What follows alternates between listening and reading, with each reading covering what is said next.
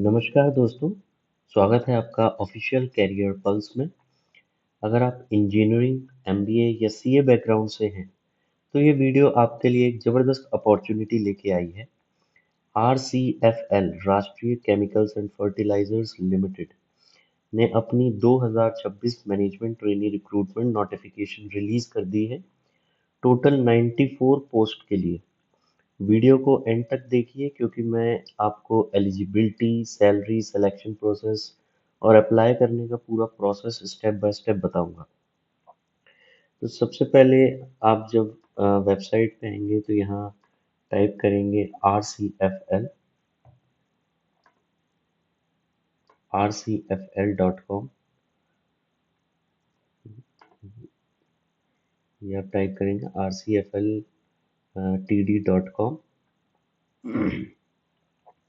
यहाँ पे आप जैसे ही जाएंगे तो यहाँ पे आपको एचआर में जाएंगे, यहाँ रिक्रूटमेंट में जाएंगे।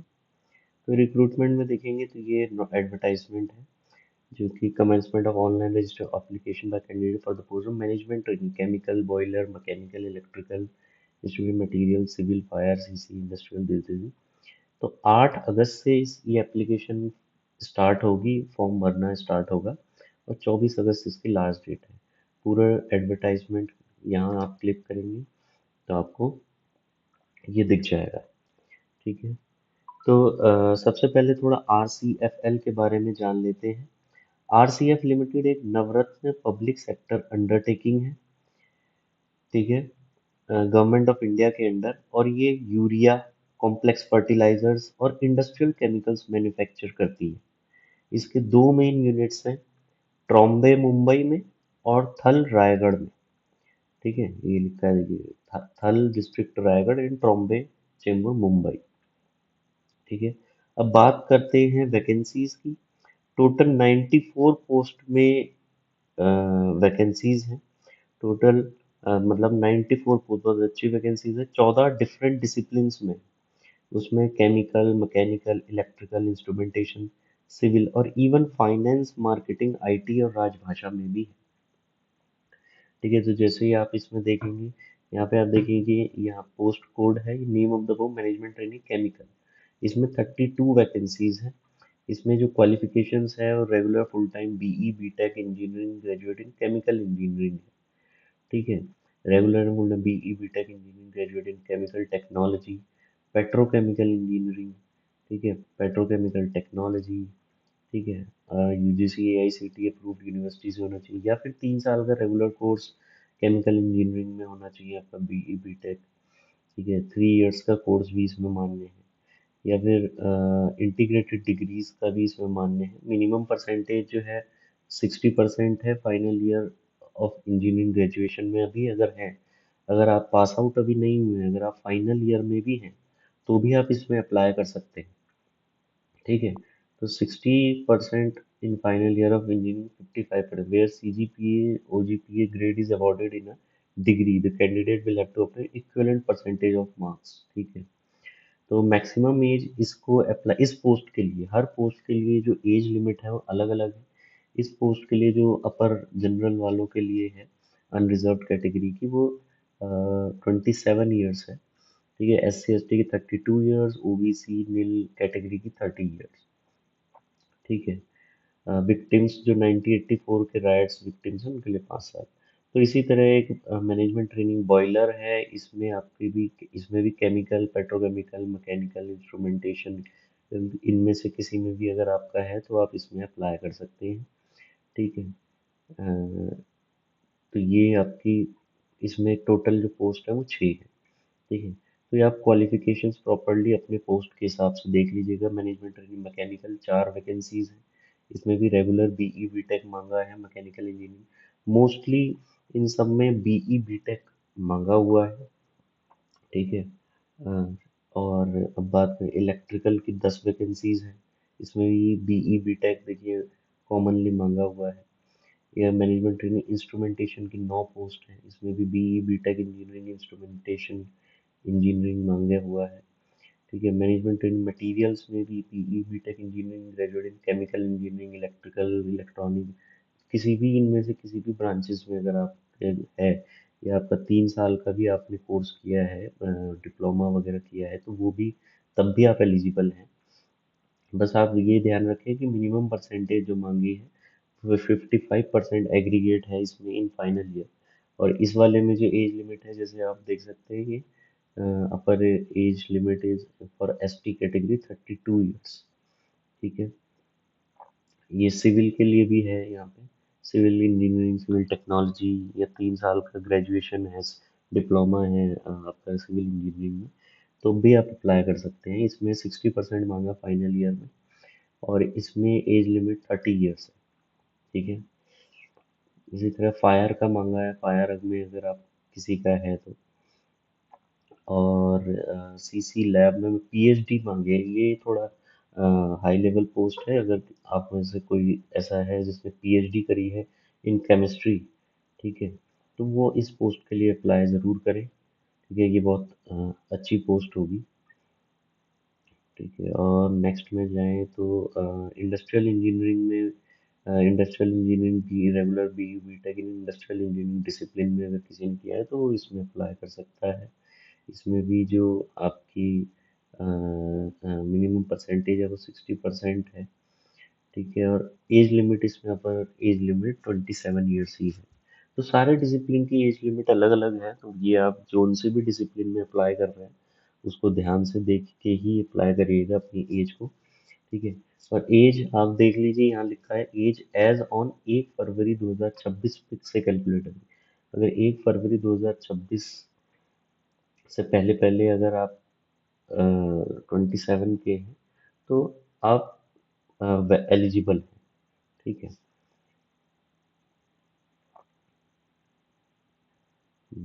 फिर आप देखिए मार्केटिंग तक की है इसमें पोस्ट, इसमें 10 वैकेंसीज हैं। कि अगर आपने मार्केटिंग में कोई इंजीनियरिंग करने के बाद और आपके पोस्ट ग्रेजुएशन होनी चाहिए कि एमबीए वगैरह अगर आपने कर रखी है तो आप इसमें अप्लाई कर सकते हैं।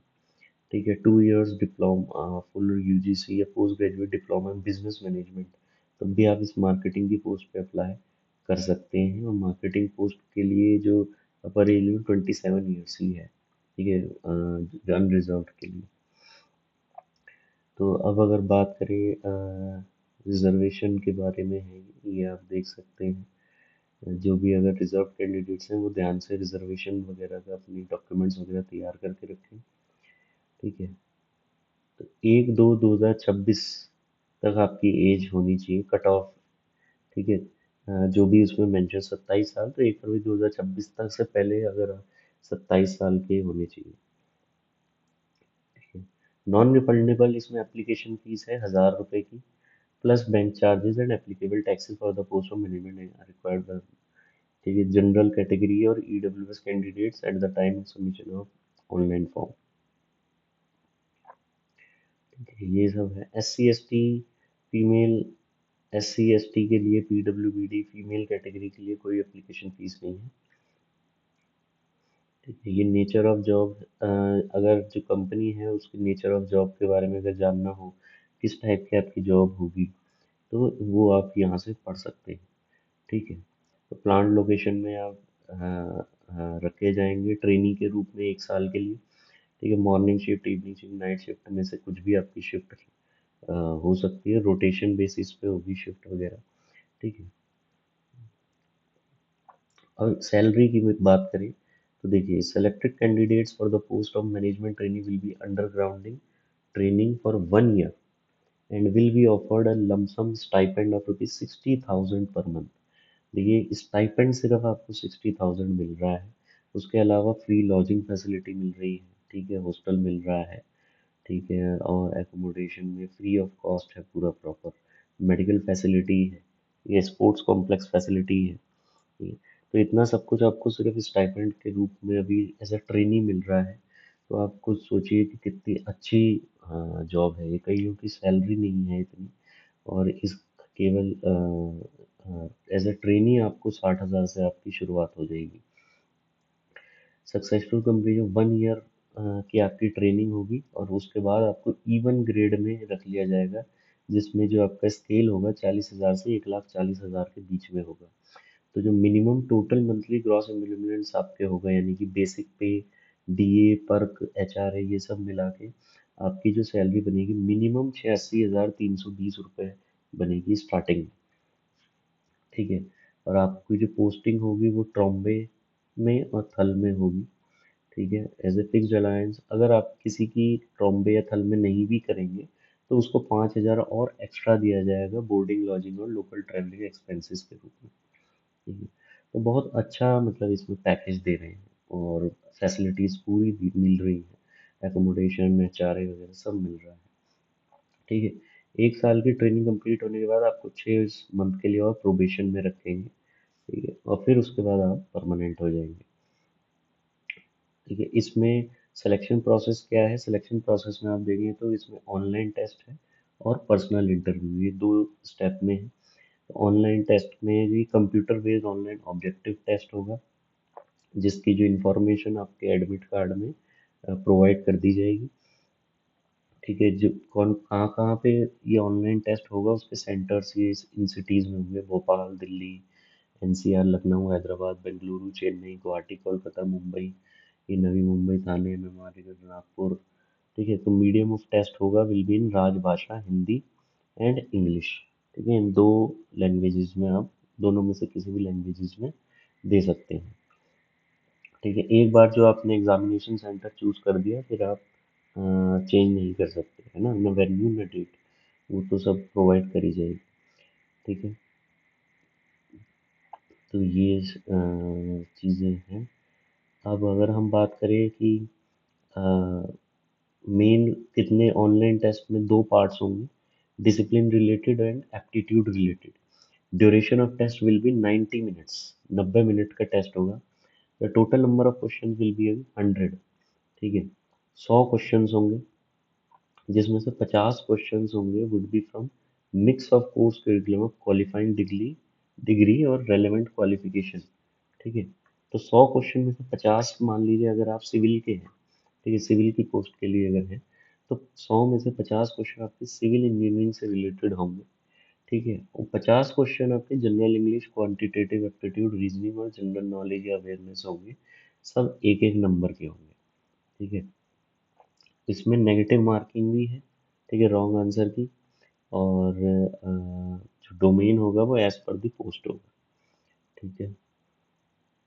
तो मेनली रीजनिंग, मैथ्स वगैरह ये तो सब देखिए, क्वांट वगैरह तो सब पेपर्स में कॉमन रहती है। ठीक है। मेन आपको अपने सब्जेक्ट पे ज़्यादा फोकस करना है, अभी से ही आप तैयारी शुरू कर दें।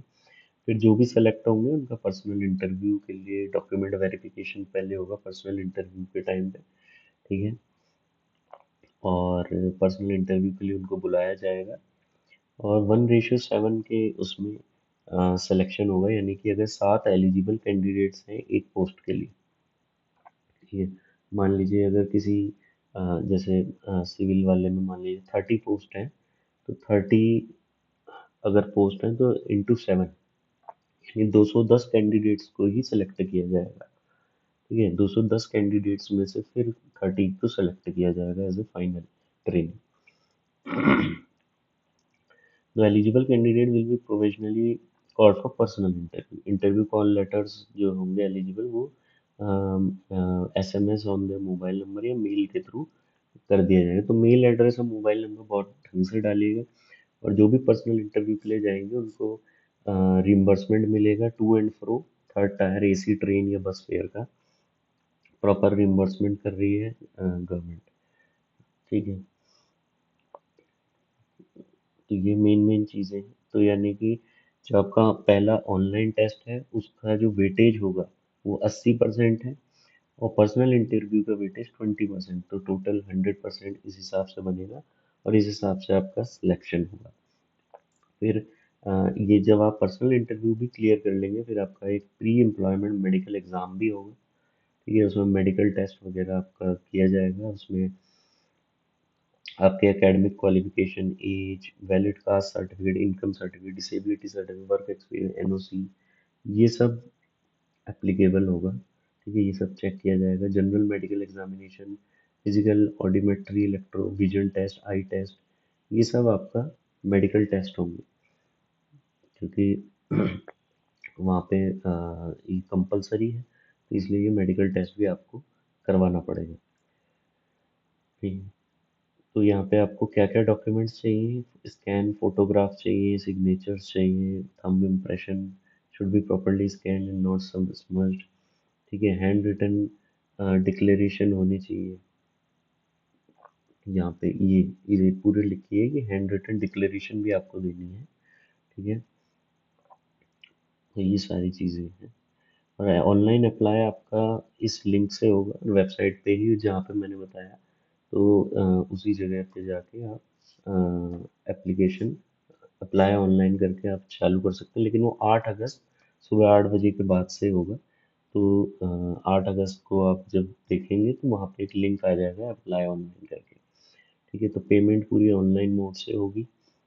आपको फोटोग्राफ अपनी बना के रखनी है। अगर मैंने पहले भी बताया, अगर किसी को भी प्रॉब्लम आ रही हो अपनी फोटोग्राफ वगैरह प्रॉपर सही ढंग से लगाने में, अ, अपने ही कंप्यूटर या मोबाइल से आपको अगर बनानी है फोटोग्राफ, तो वो मैं प्रॉपर सिखा दूंगा। उसके लिए एक मैं वीडियो बना दूंगा। आप कमेंट सेक्शंस में मेरे को बताइए, मैं उसके लिए प्रॉपर एक वीडियो आपके लिए ले आऊँगा।